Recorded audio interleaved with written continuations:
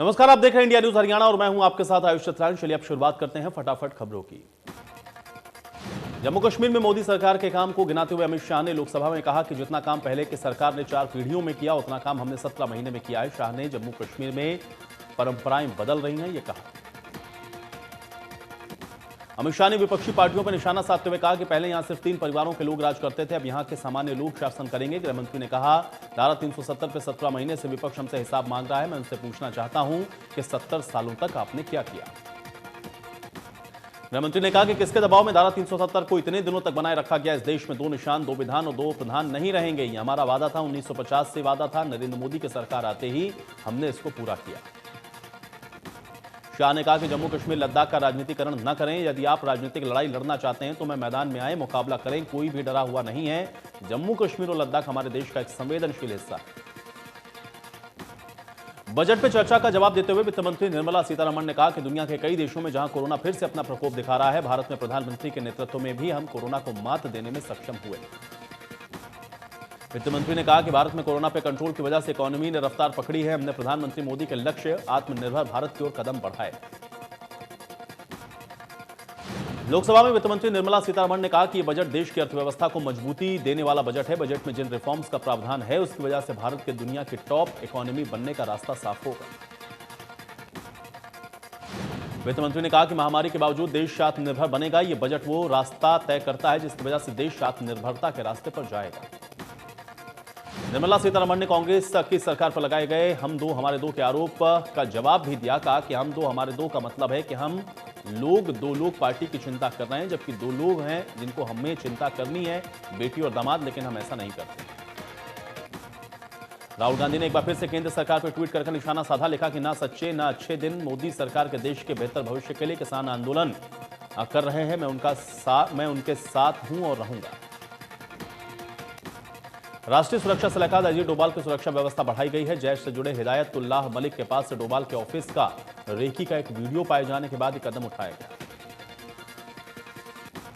गृहमंत्री अमित शाह से मुख्यमंत्री मनोहर लाल ने संसद भवन में मुलाकात की। किसान आंदोलन, मौजूदा राजनीतिक हालात, मंत्रिमंडल विस्तार समेत कई विषयों पर गृहमंत्री से चर्चा की गई। मुलाकात के बाद मुख्यमंत्री मनोहर लाल ने कहा कि गृहमंत्री अमित शाह से संगठनात्मक विषय और किसान आंदोलन पर चर्चा हुई। संगठन के काम को गति मिली, इस विषय पर भी चर्चा की गई। सीएम ने कहा गृहमंत्री अमित शाह को किसान आंदोलन की स्थिति के बारे में जानकारी दी गई है। इसके अलावा ही धरने और किसान पंचायत को लेकर के भी गृहमंत्री को अवगत करवाया गया। जो भी आंदोलनकारी भविष्य में पब्लिक प्रॉपर्टी को नुकसान पहुंचाएगा उसकी भरपाई के लिए विधानसभा में कानून लाया जाएगा।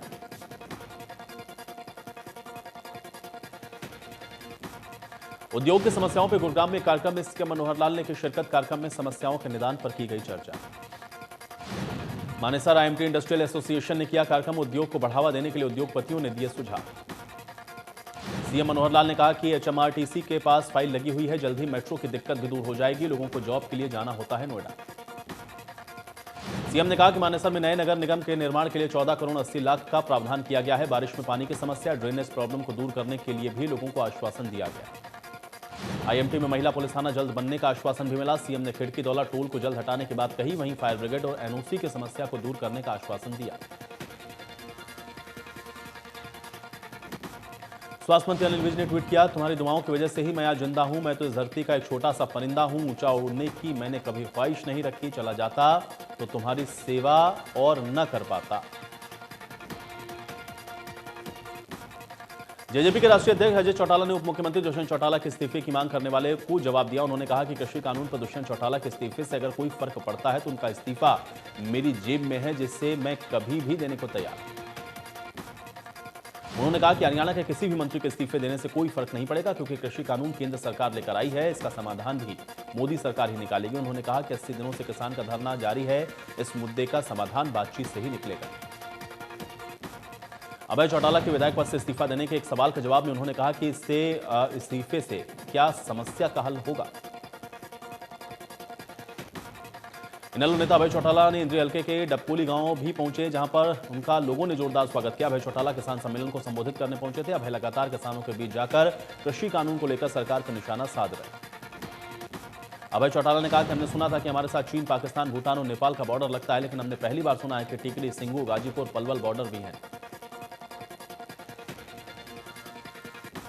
अशोक अरोड़ा ने केंद्र सरकार पर हमला बोलते हुए कहा कि यह पहला मौका नहीं है जब सरकार ने इस तरह से किसानों को परेशान किया है। सरकार को राजधर्म निभाकर हठधर्मिता छोड़नी होगी। आंदोलन के दौरान मरने वालों पर कृषि मंत्री जेपी दलाल ने कहा कि मरने वाले अपने आप मरे हैं, घर में होते तो भी मरते। लाख 2 लाख में से क्या 200 लोग घर में नहीं मरते। जेपी दलाल ने कहा कि पूरे साल मरने वालों के रेशियो और स्वेच्छा से भी मरे लोग आंदोलन के नाम पर हिंसा तोड़फोड़ को बताया गलत। सरकारी संपत्ति को नुकसान करने वालों से वसूली जाएगी रकम।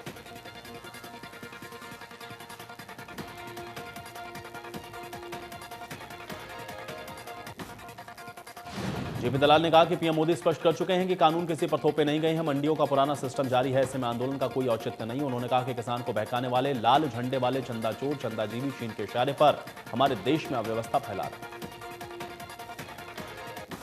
कैबिनेट मंत्री मूलचंद शर्मा बल्लभगढ़ नगर निगम कार्यालय में नगर निगम अधिकारियों की बैठक लेते हुए शहर में चल रहे विकास कार्यों में तेजी लाने के लिए सभी जेई और एसडीओ की जिम्मेदारी को तय कर रहे हैं। उन्होंने बैठक में अधिकारियों को दिशा निर्देश दिए। कहा कि हर हफ्ते निगम अधिकारियों के साथ बैठक करके विकास कार्यों की समीक्षा रिपोर्ट लेंगे। शहर वासियों को मूलभूत सुविधाओं के लिए कोई परेशानी ना हो, इसके लिए सभी अधिकारी अपनी जिम्मेदारी से काम करें। दिल्ली में मौसम का मिजाज बदला है। ठंड से राहत मिलने के बीच में दिल्ली एनसीआर में फिर से घना कोहरा छा गया है। घने कोहरे की वजह से दिल्ली के कई हिस्सों में विजिबिलिटी घसकर 50 मीटर तक रह गई। सिरसा में कई दिनों के बाद घना कोहरा देखने को मिला है। कोहरे के चलते जनजीवन पूरी तरह से प्रभावित हो गया है। लोग घरों में दुबकने को मजबूर हो गए। कोहरा पड़ने से गेहूं, चने की फसल को फायदा होगा। किसान ने बताया कि कोहरे से गेहूं की फसल को फायदा मिलेगा, जबकि सरसों की फसल के लिए कोहरा नुकसानदायक होगा। घने कोहरे और लो विजिबिलिटी के चलते ग्रेटर नोएडा के यमुना एक्सप्रेसवे पर आधा दर्जन वाहन आपस में टकरा गए हैं। एक के बाद एक वाहनों की भिड़ंत से मौके पर अफरा तफरी मच गई। हादसे में 12 से ज्यादा लोग जख्मी हो गए हैं। हादसे की सूचना पर पहुंची पुलिस ने सभी घायलों को इलाज के लिए अस्पताल में भर्ती करवाया। यमुनानगर में सीटू के बैनर तले सैकड़ों की संख्या में मजदूरों ने जिला सचिवालय के सामने जोरदार प्रदर्शन किया। किसी भी अप्रिय घटना से निपटने के लिए भारी पुलिस बल को तैनात किया गया। धुंध के चलते जींद रोहतक रोड पर रोडवेज बस और ट्रक की टक्कर हो गई। हादसे में करीब 20 यात्री घायल हो गए हैं। चालक की गंभीर हालत को देखते हुए इसको पीजीआई रोहतक रेफर किया गया। जींद से रोहतक की तरफ जा रही रोडवेज बस सखिनाना के पास पहुंची। सामने से आ रहे ट्रक ने बस को सीधे टक्कर मार दी। बस आगे से पूरी तरह से क्षतिग्रस्त हो गई। इसके बाद यात्रियों को बस से बाहर निकाला गया। भिवानी में विधिक सेवाएं प्राधिकरण के चेयरमैन और जिला जज के निर्देश पर सड़क हादसे से बचने को लेकर के सेमिनार का आयोजन किया गया। सेमिनार में प्राधिकरण के सचिव ने कहा कि अक्सर हादसे ट्रैफिक नियमों की नहीं पालना करने से होते हैं। हादसों में घायलों की जान को बचाया जा सकता है। पुलिस की कार्रवाई से न डरें, तुरंत मदद के लिए आगे आए। सीजीएम ने कहा कि दोपहिया वाहन चालक को हेलमेट का इस्तेमाल करना जरूरी है ताकि हादसे होने पर सिर पर गंभीर चोट लगने से वो सुरक्षित रह सकें। इसी तरह से कार चलाते समय सीट बेल्ट लगाना भी जरूरी है। नरवाना में चोरों के हौसले बुलंद हैं। एक बार फिर से 3 चोरों ने लाखों रुपए के सामान पर हाथ साफ कर दिया है। न्यू बस स्टैंड रोड पर इलेक्ट्रिक की दुकान में चोरी की वारदात को अंजाम दिया गया। जम्मू कश्मीर पुलिस ने कुलगाम जिले में पिछले साल 3 बीजेपी कार्यकर्ताओं की हत्या करने वाले संदिग्ध टीआरएस के आतंकवादी जहूर अहमद उर्फ खालिद को गिरफ्तार किया। बीजेपी कार्यकर्ता के साथ ही आतंकी ने कुलगाम के एक पुलिसकर्मी की भी हत्या की थी। कश्मीर जोन के पुलिस महानिरीक्षक ने बताया, पुलिस टीम को खुफिया जानकारी मिली, एक आतंकी सांबा इलाके में मौजूद है। नांगल चौधरी के गांव सिरोही बहाली में नेशनल हाईवे पर टोल प्लाजा शुरू होते ही स्थानीय लोगों ने इसका विरोध शुरू कर दिया है। स्थानीय लोगों ने 15 किलोमीटर तक टोल में छूट की मांग की है। ग्रामीण अपनी मांग को लेकर अब टेंट लगाकर धरने पर बैठे। अंबाला पुलिस पिछले एक हफ्ते से अलग अलग नाकेबंदी में 5 तस्करों को पकड़ चुकी है। 8 फरवरी को 3 नशा बेचने वाले और करने वालों को पकड़ा गया था, जिसके बाद कल फिर से नशा तस्कर पुलिस के हत्थे चढ़े। हरियाणा कला परिषद के उच्च अधिकारियों के दल ने मुख्यमंत्री से मिलकर पंजाब में स्थित उत्तर क्षेत्रीय सांस्कृतिक केंद्र को हरियाणा में शिफ्ट करने की मांग पत्र उनको सौंपा। मुख्यमंत्री ने तुरंत संज्ञान लेते हुए आवश्यक कार्रवाई करने के निर्देश दिए हैं। कला परिषद के निदेशक ने इस पर मुख्यमंत्री का आभार जताया। हरियाणा के कलाकारों को इससे होने वाले लाभ के बारे में बताया। मुख्यमंत्री ने निर्देश दिया कि भविष्य में कलाकारों को लाभान्वित करने के लिए कई योजनाएं और उन्हें मंच प्रदान करने के लिए विस्तार से ड्राफ्ट तैयार किया जाए। फरीदाबाद में रेत माफियाओं के हौसले बुलंद है। अवैध रूप से यमुना की रेत लेकर आ रहे लोगों को जब पुलिस ने रोकने की कोशिश की तो पुलिस पर ही उल्टा हमला कर दिया गया। बुरी तरह से 2 पुलिसकर्मियों को घायल कर दिया गया। दोनों पुलिसकर्मी चांदपुर चौकी में तैनात हैं, जिन्हें को इलाज के लिए अस्पताल में भर्ती करवाया गया है। आरोपी सभी पुलिस की गिरफ्त से बाहर। रोहतक में फायरिंग की घटना सामने आई है। मेहर सिंह अखाड़े में हुई फायरिंग की इस घटना में 5 लोगों की मौत हो गई, जबकि 2 लोग गंभीर रूप से घायल हो गए। घटना को सूचना पाकर पुलिस की टीम मौके पर पहुंची है। घटना के पीछे की वजह पुरानी रंजिश बताई गई है। मौके पर पहुंची पुलिस की टीम ने मामले की जांच शुरू कर दी है। मरने वालों में कोच और उसके पहलवान पत्नी भी शामिल है। इसके अलावा गोली लगने से कोच का बच्चा और एक अन्य पहलवान भी गंभीर रूप से घायल हो गया है। दोनों घायलों की हालत नाजुक बनी हुई है। शुरुआती जांच में सामने आया है कि कुश्ती में चयन को लेकर गांव बरौदा निवासी कोच और जाट कॉलेज के पास अखाड़ा संचालक के बीच विवाद चल रहा था। इस विवाद के चलते इस वारदात को अंजाम दिया गया। 5 हत्याओं के आरोपी सुखमेन को दिल्ली पुलिस ने समयपुर बादली से गिरफ्तार किया है। दिल्ली पुलिस और हरियाणा पुलिस की संयुक्त टीम ने इस कार्रवाई को अंजाम दिया। रोहतक के अंदर 5 लोगों की दिन दहाड़े हत्या के बारे में अशोक अरोड़ा ने कहा कि आज हरियाणा प्रदेश की कानून व्यवस्था दिन प्रतिदिन बिगड़ रही है। दिन दहाड़े 5 लोगों को मौत के घाट उतार दिया गया। फरीदाबाद में किसानों के मुद्दे और टूटी सड़कों को लेकर के विधायक नीरज शर्मा ने अपने समर्थकों के साथ व्याली चौक पर धरना प्रदर्शन किया। कहा, प्रदेश में जो सड़कें लंबे समय से टूटी हैं उनको सही करवाया जाए। गोहाना में घने कोहरे का कहर दूसरे दिन भी देखने को मिला है। रोहतक पानीपत नेशनल हाईवे संख्या 709 पर गांव मुडलाना के पास करीब आधा दर्जन गाड़ियों की टक्कर हो गई। सभी घायलों को गोहाना के सरकारी अस्पताल में ले जाया गया। 2 लोगों की हालत गंभीर है। दोनों को पीजीआई खानपुर रेफर किया गया।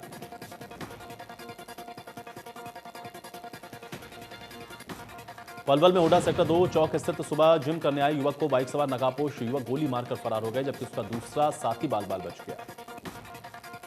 लहूलुहान युवक को उपचार के लिए सिविल अस्पताल में दाखिल करवाया गया है। गोली चलने की सारी वारदात जिम के गेट पर लगे सीसीटीवी कैमरे में कैद हो गई।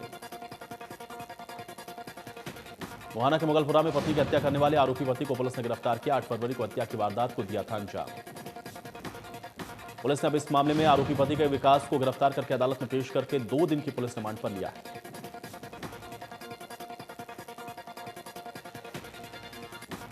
गोहाना में एक बार फिर से तेज रफ्तार का कहर देखने को मिला है। गोहाना ठसका रोड पर किसी अज्ञात वाहन ने एक बाइक को टक्कर मार दी। इसमें एक युवक की मौत हो गई।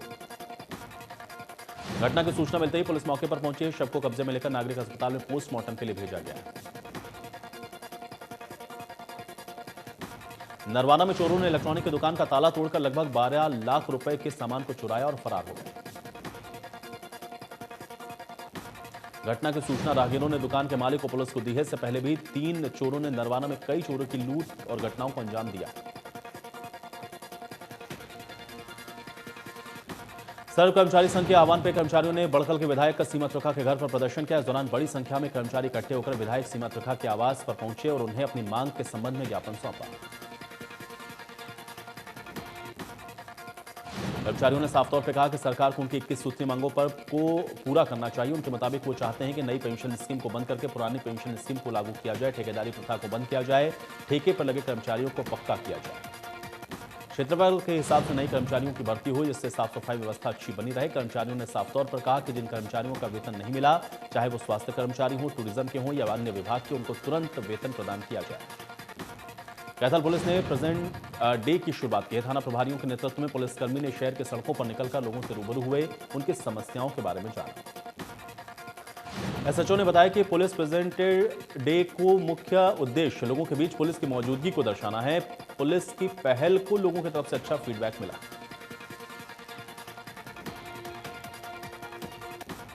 रेवाड़ी में शहर को आवारा पशु मुक्त करने के लिए नगर परिषद के दावे फेल साबित हो रहे हैं। नगर परिषद ने एक पशु को पकड़ने के लिए 1600 रुपए खर्च किए हैं, जबकि अब तक 1300 पशु पकड़ने का दावा किया गया।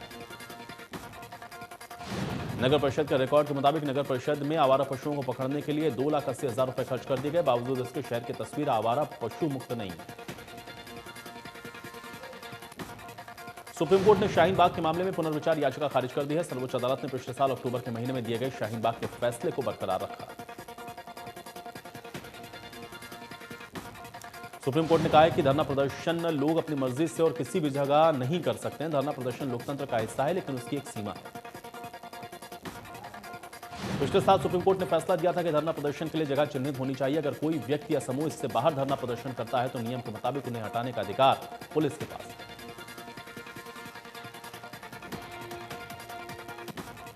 भिवानी में पुलिस के द्वारा दृश्यता अभियान चलाया गया है। इसके तहत सभी थाना प्रबंधक, चौकी इंचार्ज और पीसीआर के द्वारा वाहन की पड़ताल की गई। पूर्व स्पीकर रघुवीर कादियान ने हरियाणा की भाजपा जेजेपी गठबंधन सरकार पर निशाना साधते हुए कहा कि सरकार में बैठे नेताओं को समझना चाहिए कि लोकतंत्र में जनता सुप्रीम होती है, उसे जनता की बात को सुनना चाहिए। उन्होंने कहा कि जब जनता की बात सुनी नहीं जाती है तो फिर सरकार में बैठे नेताओं को जनता की नाराजगी झेलनी पड़ती है। यही वजह है आजादी के 70 साल के इतिहास में पहली बार ऐसा हुआ है जब सरकार को जनता का भारी विरोध झेलना पड़ा। मुख्यमंत्री मनोहर लाल ने संघर्ष समिति के सदस्यों को आश्वस्त करते हुए कहा कि जिला मुख्यालय नारनौल में रहेगा। मुख्यालय को स्थानांतरित करने का सरकार का कोई इरादा नहीं है। इसके लिए नारनौल के लोगों को किसी तरह की चिंता करने की जरूरत नहीं है। कैथल की इंडियन ऑयल कॉर्पोरेशन लिमिटेड की पानीपत बठिंडा पाइपलाइन में अज्ञात व्यक्तियों के द्वारा 2 जगह सेंध लगाए जाने का मामला सामने आया।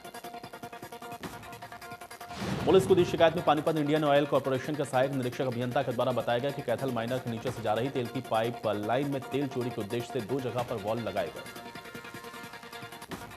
यमुनानगर के जगाधरी में परिवहन विभाग के द्वारा 18 जनवरी से 17 फरवरी तक राष्ट्रीय सुरक्षा माह मनाया जा रहा है। इसके चलते ट्रक मैक्सी कैब ड्राइवर को यातायात नियमों के बारे में जानकारी दी जा रही है। सोना में पुलिस की निष्क्रियता के चलते चोरों के हौसले पूरी तरह से बुलंद है। बीती रात चोरों ने श्यामलात बाबा मार्केट की 8 दुकानों के शटर उखाड़कर लाखों रुपए की चोरी की वारदात को अंजाम दिया। अज्ञात चोरों ने हॉस्पिटल के पास भी एक दुकान का ताला तोड़कर उसमें भी रखा हजारों रुपए का सामान चुरा लिया। मामले की भनक पाते ही सैकड़ों लोग मौके पर जमा हो गए। पुलिस ने मामले की जांच शुरू की।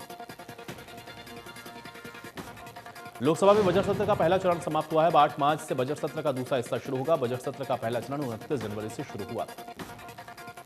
लोकसभा अध्यक्ष ओम बिरला ने कहा कि सदन की बैठक 8 मार्च सोमवार शाम 4 बजे तक के लिए स्थगित की गई है। बजट सत्र का दूसरा चरण 8 मार्च से शुरू होकर 8 अप्रैल तक चलेगा।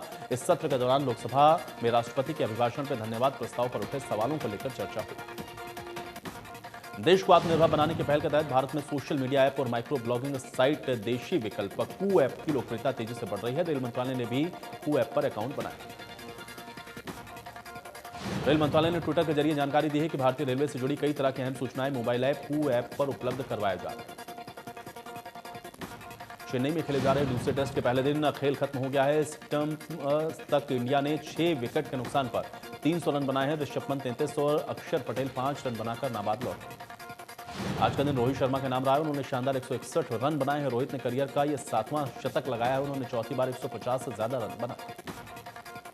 रोहित शर्मा को अजिंक्य रहाणे का अच्छा साथ मिला है। दोनों के बीच शतकीय साझेदारी हुई है। रहाणे ने 66 रन बनाए हैं। इंग्लैंड की ओर से जैक ली, मोइन अली ने 2-2 विकेट लिए हैं। वहीं स्टोन और रूट के खाते में 1-1 विकेट गए। पहला विकेट जल्दी गिरने से रोहित शर्मा और चेतेश्वर पुजारा ने पारी को संभालने की कोशिश की। दोनों ने दूसरे विकेट के लिए 85 रनों की साझेदारी की, जिसके बाद पुजारा और फिर कप्तान विराट कोहली आउट हो गए। ऋषभ पंत का शानदार फॉर्म जारी है। 30 गेंदों में 22 रन बना करके वो खेल रहे हैं। उन्होंने मोइन अली के ओवर में 10 रन बनाए हैं। इस दौरान उन्होंने एक छक्का और एक चौका भी लगाया। इंग्लैंड की ओर से जैक लीच, मोइन अली ने 2-2 विकेट लिए हैं। वहीं स्टोन और रूट के खाते में 1-1 विकेट गया है।